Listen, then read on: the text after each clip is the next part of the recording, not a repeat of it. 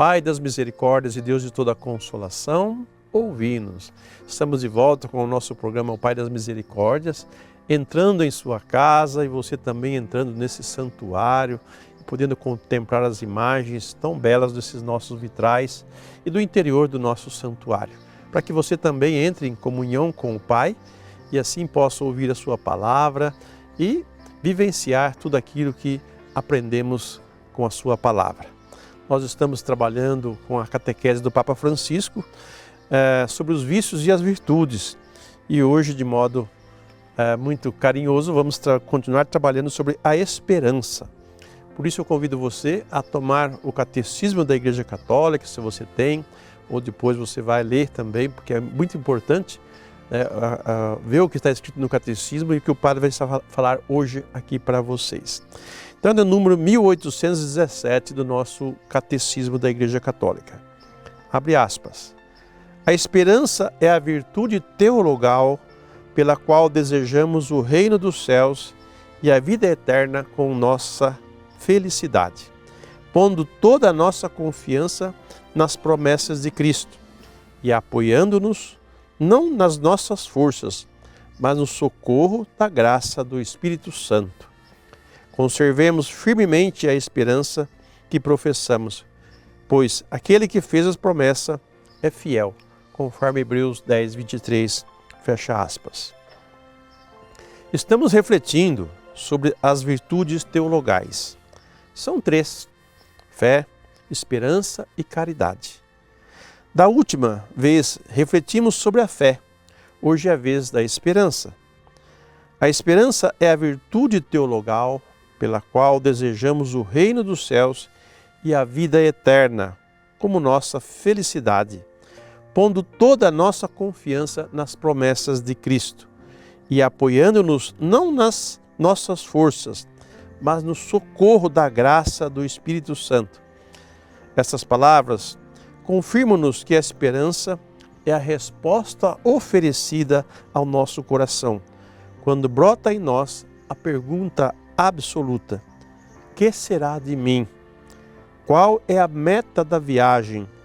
Qual é o destino do mundo? São perguntas que talvez, se você já a fez, um dia vai fazer, ou esteja fazendo nesse momento, mediante tudo que nós vivenciamos externamente no nosso país, na nossa igreja, como internamente no nosso coração. Que será de mim? Qual será o meu fim? Qual é a meta dessa viagem? Qual é a meta da minha existência nesse mundo? Para que eu existo? E qual é a finalidade pela qual eu fui criado? E qual é o destino desse mundo? Quer dizer, o rumo que ele vai tomar, a direção, aonde chegar? Então são perguntas que realmente nos fazem pensar. E pensando, a gente vai descobrir os valores. E também vamos descobrir os desvalores, aquilo que rouba de nós essa expectativa boa e nos coloca numa situação negativa. Muitas vezes tem uma visão de vida muito negativa no fim. Não sei se existe céu, inferno, se realmente vai acontecer isso que a Bíblia diz. Eu acho que eu vou terminar num túmulo mesmo. Então esse é um pensamento bem pessimista, bem negativo e bem empírico, vamos dizer assim, nessa realidade aqui. Pessoas que não vai além da sua própria existência. Não conseguem pensar que nós não fomos criados só de barro. Nós somos criados com o sopro divino. Nós fomos criados à imagem e semelhança de Deus. Então não tem só barro em nós, não tem só um corpo que vai se decompor, mas também tem uma alma, uma vida que vai continuar para todo sempre. Nunca se esquecer disso. Jesus mesmo, ele nos seus ensinamentos, ele fala aos discípulos, o desprezo pela vida nesse mundo, significa ganho pela vida eterna. Mas esse desprezo pela vida desse mundo, a gente também tem que ser inteligente e pensar com sabedoria, porque não é o desprezo no sentido de negação, mas o desprezo no sentido de não se apoiar nesta realidade, mas se apoiar numa realidade transcendente, espiritual, que dura para sempre. Porque é o transcendente que vai tornar essa realidade aqui, né, perpetuar ela para a nossa existência. Por isso que dentro desse corpo tem uma alma, tem uma vida. E essa vida é um sopro divino. E que nós não devemos esquecer das nossas origens, das nossas fontes. Quem sabe da sua fonte vai entender o seu destino, para onde eu vou. Se Deus me criou e me colocou nesse mundo, me deu uma existência dessa maneira, desse jeito, com esse corpo, com esse modo de ser, é porque Ele também tem uma finalidade, né? Um objetivo, que é a nossa participação na sua vida divina. É a nossa glorificação com a glorificação dEle. Veja que o pecado ele quebrou, né, essa expectativa, mas a vida da graça que Jesus trouxe nos levantou, nos deu esperança. Aí vem a palavra esperança, né? Em que esperar? Israel esperou a vinda do Messias. Israel esperou em Deus o cumprimento das suas promessas e Deus foi fiel. Abraão esperou em Deus que ele desse a descendência que ele queria e Abraão alcançou. E os profetas e os homens e os santos da história, né? Também de Cristo Jesus, ele também confiou no Pai e, como sendo ele o objeto do cumprimento da promessa de Deus, ele revelou a nós e mostrou para nós como se deu esse cumprimento e esse fim. O Filho do Homem será entregue nas mãos dos homens e eles os matarão, mas no terceiro dia ele ressuscitará. Então ele não só falou da vida eterna, ele falou o que ia acontecer com ele. E o que ia acontecer com ele não ia limitá-lo, ao contrário, ia projetá-lo ainda mais alto, porque ele foi glorificado junto de Deus com uma glória de próprio Deus.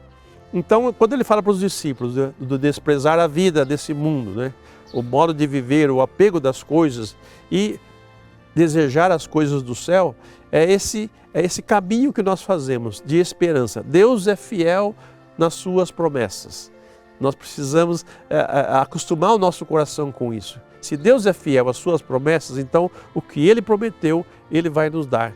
Então é nessa esperança, é nessa confiança em Deus que nós vamos viver bem a nossa vida, da melhor maneira que nós conseguirmos, contando sempre com a graça de Deus, contando sempre com a sua ajuda, porque Ele mesmo disse, sem mim nada podeis fazer.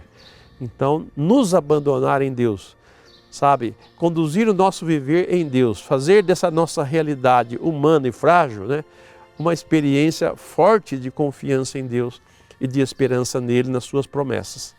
Nós precisamos conhecer as promessas de Deus. Qual promessa você conhece? O que Deus prometeu que nos dará, que você guarde no seu coração? Que na hora do desespero, da dificuldade, você vai dizer, ah não, mas Jesus falou isso daqui. Ele disse aquela outra coisa. Olha, no livro do Salmo tem tal versículo que dá esperança para a gente. Então, que bom. Ou uma experiência que você fez com Deus na sua vida. Isso marca você também e lembre-se dela. Em um dado momento da minha vida, Deus tocou e Deus interviu, Deus mudou a coisa. Então não vai ser essa situação que eu estou vivendo hoje que vai tirar de mim a esperança e a confiança em Deus, porque Ele é fiel. Mesmo que eu morra, Ele me dará a vida eterna. Assim foram os nossos santos mártires que morreram e deram a sua vida por Cristo na certeza de que eles ganhariam uma vida muito melhor e ganhou mesmo, viu? Não perderam.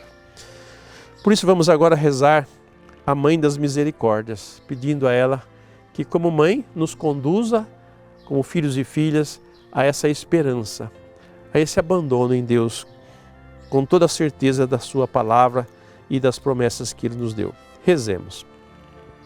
Virgem Maria, Nossa Senhora Pietá, Mãe da Misericórdia, colocamo-nos como filhos necessitados de colo.